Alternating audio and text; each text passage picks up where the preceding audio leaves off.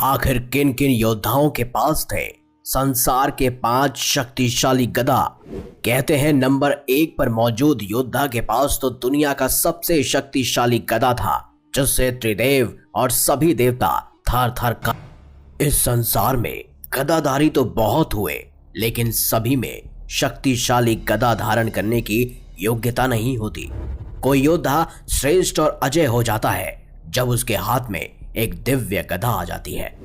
गदा केवल एक अस्त्र नहीं, बल्कि एक योद्धा की शक्ति और साहस का प्रतीक है। प्राचीन काल में महान योद्धा अपनी गदाओं के लिए जाने जाते थे, जो उन्हें अद्वितीय और अजय बनाती थी। गदाओं का प्रयोग विशेषकर महाभारत के युद्ध में हमें देखने को मिलता है, लेकिन हमारे बहुत सारे धार्मिक संस्करणों और हमारे पुराणों में बहुत सारे योद्धाओं और देवताओं का वर्णन किया गया है, जिनके पास बेहद शक्तिशाली गदा मौजूद थी।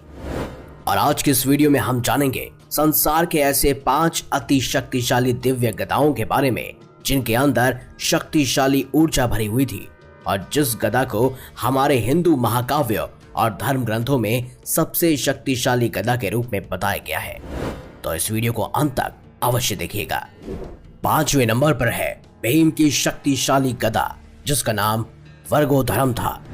महाबली भीम की शक्तिशाली वर्गोधरम गदा सिर्फ एक अस्त्र नहीं, बल्कि भीम के अद्वितीय बल और साहस का प्रतीक थी। महाभारत की कथाओं में इसका उल्लेख मिलता है कि भीम ने अपनी इसी गदा से कौरवों का संहार किया और धर्म की रक्षा की। वर्गोधरम इतनी भारी और अद्भुत शक्ति से परिपूर्ण थी कि उसे उठाना हर किसी के बस की बात नहीं थी। कई सारे विद्वानों का मानना है कि भीम की गदा का वजन एक हाथी से भी कहीं ज्यादा अधिक था। अगर एक हाथी के वजन को देखा जाए तो वह वजन में 2500 किलो से लेकर 5000 किलो तक की हो सकती है। अब इस बात से आप अंदाजा लगा सकते हैं कि भीम की शक्तिशाली गदा का वजन आखिर कितना होगा। वर्गोधरम गदा में भीम की आत्मबल और साहस की अनोखी छाप मौजूद थी, और इसी से ही भीम ने पितामह भीष्म, सूर्यपुत्र कर्ण, दुशासन, दुर्योधन और बहुत सारे कौरव साथ ही अनेकों महाशक्तिशाली योद्धाओं और राजाओं का सामना किया था। अब बात करते हैं 4थे नंबर पर मौजूद शक्तिशाली गदा। वो किसी और की नहीं बल्कि बलराम जी की गदा थी, जिसका नाम सौनंदा था। भगवान श्री कृष्ण के बड़े भाई बलराम की गदा, जिसे सौनंदा कहा जाता है। बलराम जी को गदा युद्ध और मल्ल युद्ध का महान योद्धा माना जाता है। कहते हैं बलराम जी की सौनंदा गदा इतनी शक्तिशाली थी कि इसे धरती पर मारते ही युद्ध भूमि में भूचाल आ जाता था। इस गदा में बलराम जी का सामर्थ्य और उनकी गजब की ताकत समाहित थी। यहाँ तक कि महाभारत में स्वयं भीम और दुर्योधन ने बलराम जी से ही गदा युद्ध का प्रशिक्षण लिया था। यूं तो बलराम जी की गदा के अलावा उनका मूसल भी एक महत्वपूर्ण अस्त्र था, लेकिन उनके गदा में एक विशेष प्रकार की शक्ति मौजूद थी और इसी वजह से उनके साथ कोई भी युद्ध करने से कतराता था। कहते हैं जब बलराम जी और हनुमान जी के बीच आपस में युद्ध हुआ, यानी द्वंद्व हुआ, तब भी इसी गदा का प्रयोग बलराम जी ने किया, जहां पर हनुमान जी को कड़ी टक्कर स्वयं बलराम जी दे रहे थे।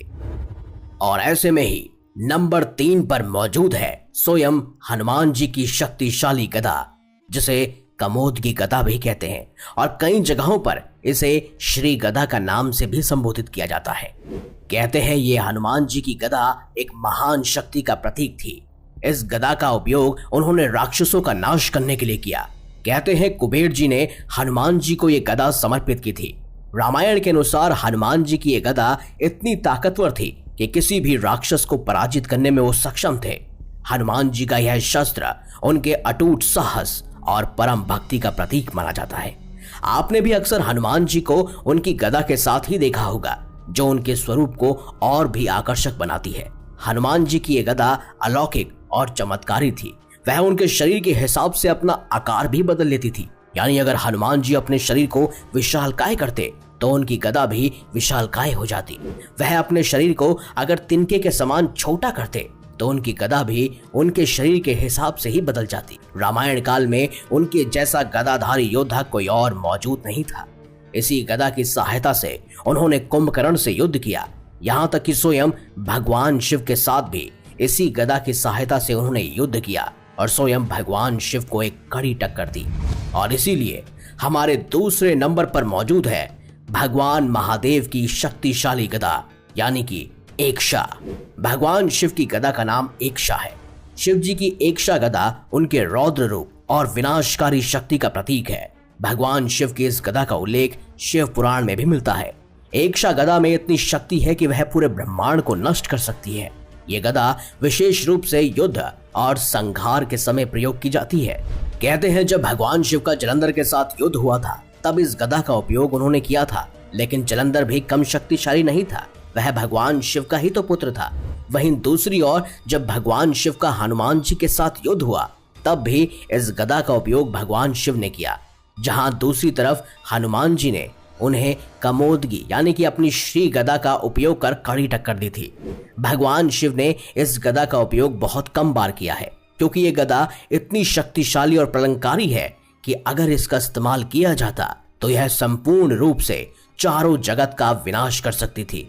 लेकिन भगवान शिव के अलावा एक ऐसे और भी शक्तिशाली गदाधारी थे जिनका गदा इतना शक्तिशाली था, उनकी गदा में इतनी शक्ति थी कि उनका मुकाबला करना बिल्कुल नामुमकिन था। और यह शक्तिशाली गदा किसी और की नहीं बल्कि स्वयं भगवान विष्णु की गदा थी, जिसका नाम कमोद की गदा था।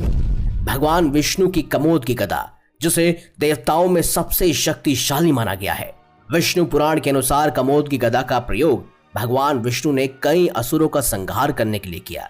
यह गदा केवल युद्ध में विजय का प्रतीक नहीं बल्कि भगवान शिव के संरक्षण और रक्षा का भी प्रतीक माना जाता है। जब भी धर्म की रक्षा की बात आती है, कमोद की गदा के बल से भगवान विष्णु सदैव विजयी बनते हैं। इसे भगवान विष्णु अपने दाहिने हाथ में धारण करते हैं।